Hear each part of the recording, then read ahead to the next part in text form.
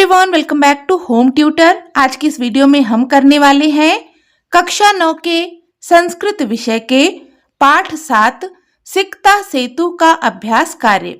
इस पाठ का अध्ययन हम पहले कर चुके हैं। वीडियो नहीं देखा है तो जरूर देख लीजिएगा। लिंक आपको नीचे डिस्क्रिप्शन बॉक्स में और ऊपर आई बटन में मिल जाएगा। तो चलिए आज की वीडियो को शुरू करते हैं। तो अभ्यास में पहला प्रश्न है, एक पदेन उत्तरम लिखत। एक पद में उत्तर लिखें। पहला है, कह बाल्ये विद्याम न अधीतवान। कौन बचपन में विद्या नहीं ग्रहण किया? उत्तर हो जाएगा तपोदत्तः, यानी कि तपोदत्त ने। अगला है, तपोदत्तः कया विद्याम अवाप्तुम प्रवृत्तः अस्ति। तपोदत्त किसके द्वारा विद्या प्राप्त करने में तत्पर है? उत्तर हो जाएगा तपश्चर्या, यानी कि तपस्या के द्वारा। मकरालये कह शिलाभिः सेतुम बबंध। समुद्र पर किसने शिलाओं के द्वारा पुल बांधा?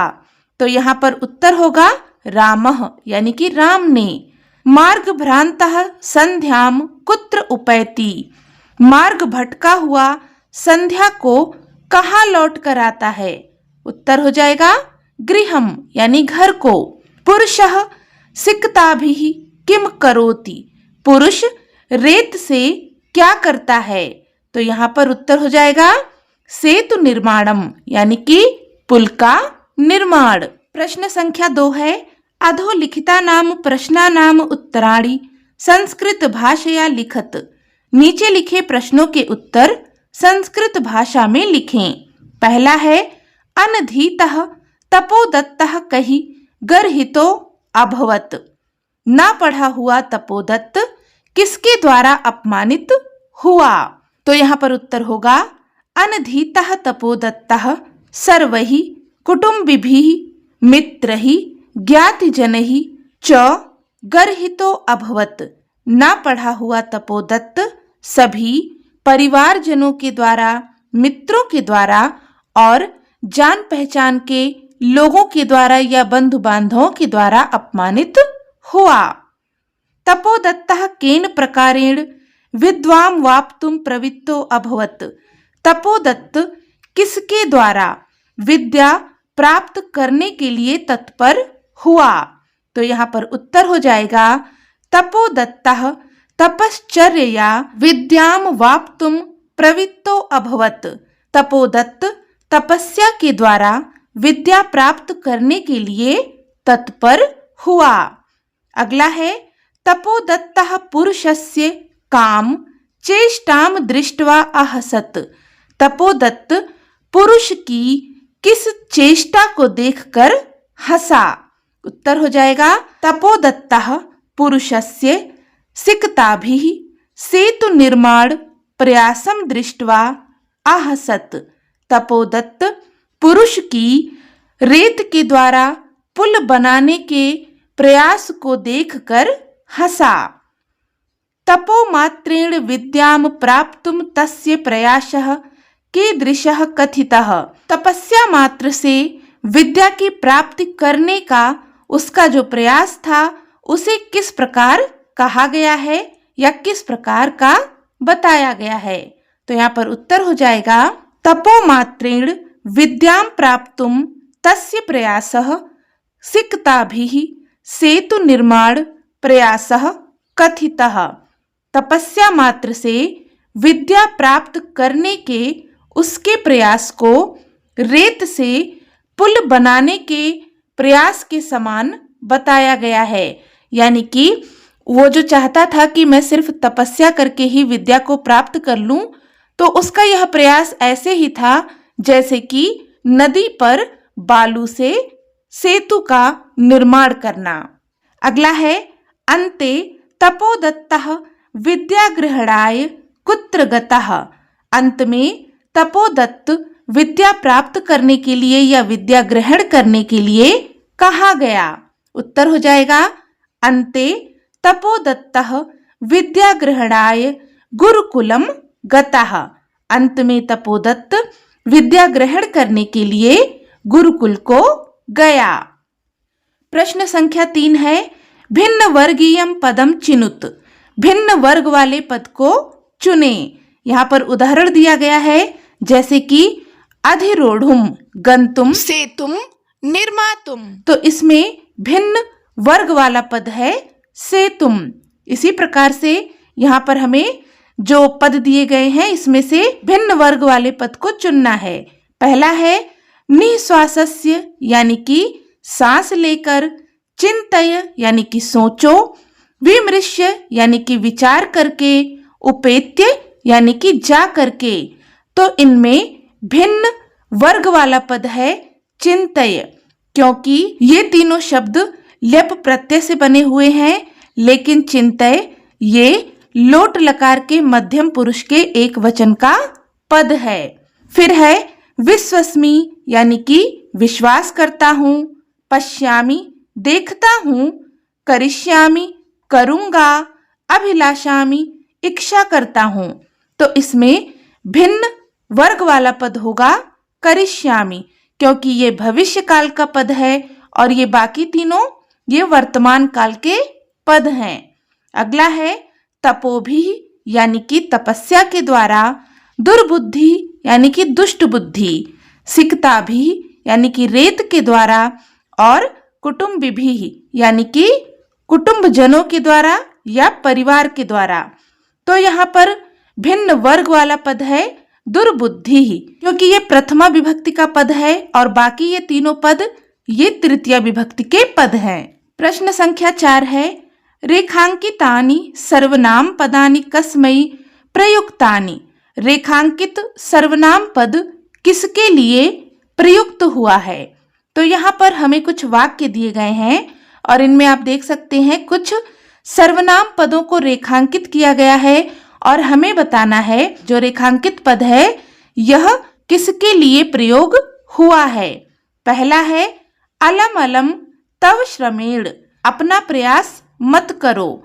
तो यहाँ पर तव इस पद को रेखांकित किया गया है, यह पद प्रयोग हुआ है पुरुष के लिए, तो यहाँ पर हो जाएगा पुरुषाय। अगला है न अहम सोपान मार गई अट्टम अधिरोढ़ुम विश्वस्मि। मैं सीढ़ी के द्वारा ऊपर चढ़ने में विश्वास नहीं करता हूँ। तो यहाँ पर रेखांकित पद है अहम और यह प्रयोग हुआ है पुरुष के लिए, तो यहाँ पर हो जाएगा पुरुषाय। चिंतितम भवता नावा, आपने सोचा या नहीं। तो यहाँ पर रेखांकित पद है भवता जो कि प्रयोग हुआ है पुरुष के लिए, तो यहाँ पर होगा पुरुषाय। गुरु गृहम गत्यैव विद्या अभ्यासो मया करणीयः। गुरु के घर जाकर ही मुझे विद्या का अभ्यास करना चाहिए। तो यहाँ पर रेखांकित पद है मया, ये प्रयोग हुआ है तपोदत्त के लिए, तो यहाँ पर होगा तपोदत्ताय। अगला वाक्य है भवद्भिः उन्मीलितम मे नयन युगलम। आपने मेरे दोनों नेत्र खोल दिए। यहाँ पर रेखांकित पद है में जो कि प्रयोग हुआ है तपोदत्त के लिए, तो यहाँ पर होगा तपोदत्ताय। अगला है अधोलिखितानि कथानि कह कम प्रति कथयत। नीचे लिखे कथन किसने किसके लिए कहे। तो यहाँ पर हमें कुछ कथन दिए गए हैं जो कि कहानी से संबंधित है, जो हमने पाठ पढ़ा था उस पाठ से लिए गए हैं। आपको बताना है कि यह जो कथन है, जो बात है, यह किसने कही है और किसके लिए कही है, यानी कि किससे कही है। तो यहाँ पर पहला वाक्य है हा विधे किम इदम मया कृतम। हे विधाता, यह मैंने क्या किया। तो ये वाक्य कहा है तपोदत्त ने, तो यहाँ पर हो जाएगा तपोदत्तः। और यह जो वाक्य है वह खुद से बातें कर रहा था, खुद से कह रहा था, तो इसलिए यहाँ पर होगा आत्मानम, यानी कि स्वयं से। फिर है भो महाशय किम इदम विधीयते। हे महाशय, आप यह क्या कर रहे हैं। यह वाक्य तपोदत्त ने कहा था, तो यहाँ पर होगा तपोदत्तः। और किससे कहा था? पुरुष से कहा था, तो यहाँ पर हो जाएगा पुरुषम। भो तपस्विन कथम माम उपरूढ़स्ति। हे तपस्वी, मुझे क्यों रोक रहे हो। यह वाक्य किसने कहा था? इसे कहा था पुरुष ने, तो यहाँ पर होगा पुरुषः, और तपोदत्त से कहा था तो इसलिए यहाँ पर हम लिखेंगे तपोदत्तम। अगला है सिक्ताः जल प्रवाहे स्थास्यन्ति किम, बालू या रेत जल के प्रवाह में स्थिर रहेगा क्या? तो ये किसने कहा था? ये कहा था तपोदत्त ने, यहाँ पर हम लिखेंगे तपोदत्तः। और किससे कहा था? पुरुष से कहा था तो इसलिए यहाँ पर हो जाएगा पुरुषम। ना अहम जाने को अस्ति भवान, मैं नहीं जानता आप कौन हैं। ये कहा था किसने? ये कहा था तपोदत्त ने, तो यहाँ पर हो जाएगा तपोदत्तः। और पुरुष से कहा था तो इसलिए यहाँ पर हम लिखेंगे पुरुषम। प्रश्न संख्या 5 है स्थूल पदान अधिकृत्य प्रश्न निर्माणम कुरुत, स्थूल पदों पर आधारित प्रश्नों का निर्माण करें। तो यहाँ पर हमें कुछ वाक्य दिए गए हैं जिनमें आप देख सकते हैं कुछ पद ऐसे हैं जो कि काले गहरे रंग से लिखे गए हैं, तो हमें इसके आधार पर प्रश्नों का निर्माण करना है। पहला वाक्य है तपोदत्तः तपश्चर्यया विद्याम वाप्तुम प्रवृत्तो अस्ति, तपोदत्त तपस्या के द्वारा विद्या प्राप्त करने के लिए तत्पर है।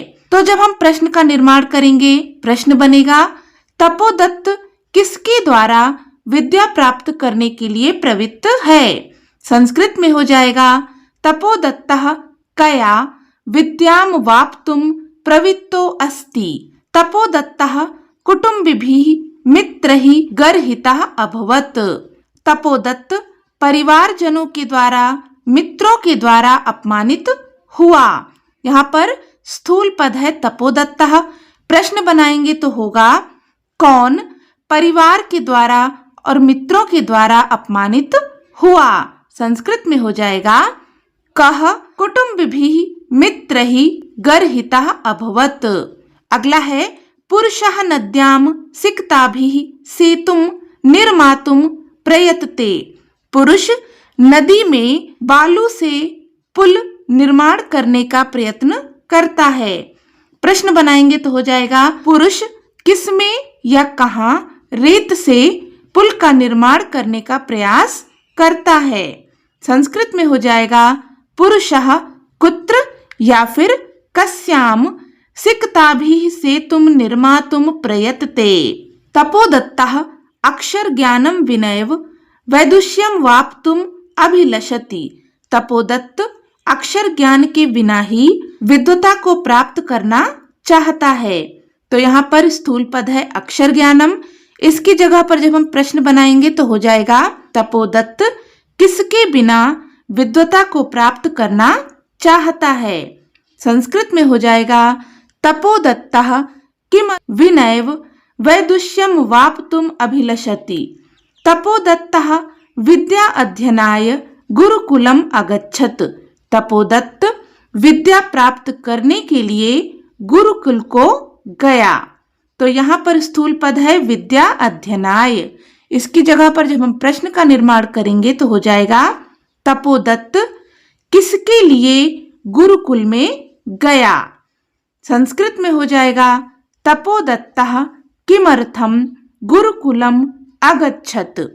अगला है गुरुगृहं गत्यैव विद्या अभ्यासः करणीयः, गुरु के घर जाकर ही विद्या का अभ्यास करना चाहिए। स्थूल पद है गुरु गृहम, इसकी जगह पर जब प्रश्न का निर्माण करेंगे तो हो जाएगा कहाँ जाकर ही विद्या का अभ्यास करना चाहिए। संस्कृत में हो जाएगा कुत्र गत्यैव विद्या अभ्यासः करणीयः। अगला प्रश्न है उदाहरणम अनुसृत्य अधोलिखित विग्रह पदानाम समस्त पदानि लिखत, उदाहरण के अनुसार नीचे लिखे विग्रह पदों का समस्त पद लिखें। तो यहाँ पर हमें कुछ पद दिए गए हैं जिसमें हमें क्या करना है, इनके जो कारक चिन्ह हैं इनको हटाकर समस्त पद बनाना है और यहाँ पर लिखना है। तो जैसे कि यहाँ पर एक उदाहरण देखिए, विग्रह पद है संकल्पस्य सातत्येन, इसको जब हम समस्त पद बनाएंगे तो हो जाएगा संकल्प सातत्येन। इसी प्रकार से अक्षराणाम ज्ञानम, तो इसका समस्त पद हो जाएगा अक्षर ज्ञानम सिकतायाः सेतुः, तो इसका समस्त पद होगा सिकता सेतुः। फिर है पितुः चरणैः, तो यहाँ पर हो जाएगा पितृचरणैः। गुरुः गृहम्, इसका समस्त पद होगा गुरुगृहम्। फिर है विद्यायाः अभ्यासः, इसका समस्त पद होगा विद्याभ्यासः। अगला है उदाहरणम अनुसृत्य अधोलिखितानाम समस्त पदानाम विग्रहम कुरुत। उदाहरण के अनुसार नीचे लिखे समस्त पदों का विग्रह करें। हमने ऊपर अभी क्या किया था, विग्रह पद हमें दिए गए थे, उनका हमें समस्त पद लिखना था। अब यहाँ पर हमें समस्त पद दिया गया है, इसका हमें विग्रह करके लिखना है, यानी कि इनमें कारक चिन्हों का प्रयोग करके हमें लिखना है। जैसे कि यहाँ पर उदाहरण है नयन युगलम, तो ये समस्त पद है, इसका विग्रह करेंगे तो हो जाएगा नयनयोः युगलम, यानी कि आंखों का जोड़ा। इसी प्रकार से यहाँ पर है जल प्रवाहे, तो इसका जब हम विग्रह करेंगे तो ये होगा जलस्य प्रवाहे, यानी कि जल के प्रवाह में। फिर है तपश्चर्या, तो यहाँ पर हो जाएगा तपसः चर्या, यानी कि तपस्या के द्वारा। फिर है जलोच्छलन ध्वनि, इसका विग्रह करेंगे तो ये हो जाएगा जलस्य उच्छलन ध्वनि, यानी कि पानी के उछलने की आवाज। फिर है सेतु निर्माण प्रयासः, विग्रह करेंगे तो हो जाएगा सेतु निर्माणस्य प्रयासः, यानी कि पुल बनाने का प्रयास। अगला प्रश्न है उदाहरणम अनुसृत्य कोष्ठकाद पदम आदाय नूतनम वाक्यद्वयम रचयत। यहाँ पर हमें जो कोष्ठक में पद दिए गए हैं, इससे दो वाक्यों का निर्माण करना है, जैसा कि यहाँ पर हमें उदाहरण में दिया गया है। तो सबसे पहले हम उदाहरण देख लेते हैं। यहाँ पर है अलम चिंतया, यानी कि चिंता मत करो। अलम योगे तृतीया, अलम इस पद के साथ में तृतीया विभक्ति का प्रयोग होता है, यानी कि अलम शब्द हमें जहां पर देखने को मिले तो उसके साथ में जो पद आता है उसमें तृतीया विभक्ति का प्रयोग होता है। कोष्ठक में पहला पद दिया गया है भय, तो भय में हम तृतीया विभक्ति का प्रयोग करेंगे और साथ में अलम इस पद का प्रयोग करेंगे और यहाँ पर वाक्य बनाएंगे, जैसे कि अलम भयेन, यानी कि मत डरो। दूसरा पद है कोलाहल, तो यहाँ पर वाक्य होगा अलम कोलाहलेन, यानी कि शोर मत करो। इसी प्रकार से यहाँ पर दूसरा है माम अनु स गच्छति, यानी कि मेरे पीछे पीछे वह जाता है। अनुयोगे द्वितीया, अनु इस पद के योग में इस पद के साथ द्वितीय विभक्ति का प्रयोग होता है। तो अब हमें जो पद यहाँ पर दिए गए हैं इसमें द्वितीय विभक्ति का प्रयोग करते हुए और अनु इस पद का प्रयोग करते हुए हमें दो वाक्य बनाने हैं।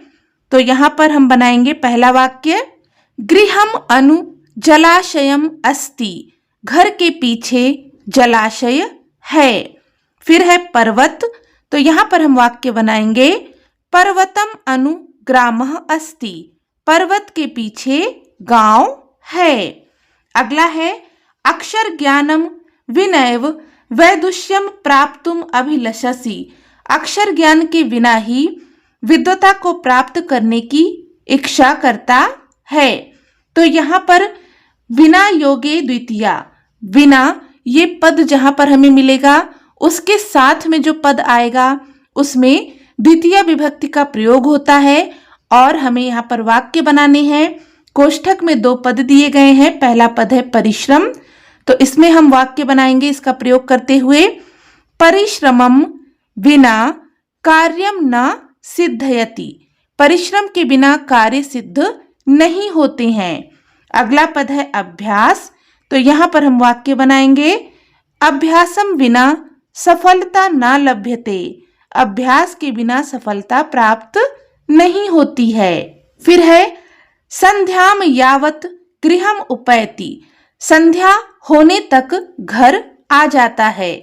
तो यहाँ पर यावत योगे द्वितीया, यावत ये पद जहाँ पर होगा तो उसके साथ में जो पद होगा उसमें भी द्वितीय विभक्ति का प्रयोग होता है। और यहाँ पर हमें दो पद दिए गए हैं, पहला है मास और दूसरा है वर्ष। तो यहाँ पर हो जाएगा मासम यावत वर्षा न भवति, महीने भर तक वर्षा नहीं होती है।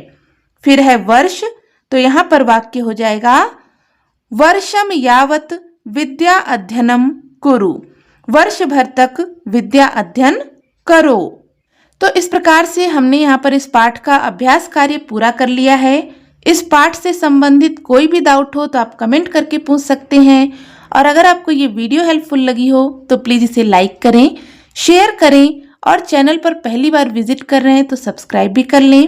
मिलते हैं नेक्स्ट वीडियो में, तब तक के लिए take care and bye bye.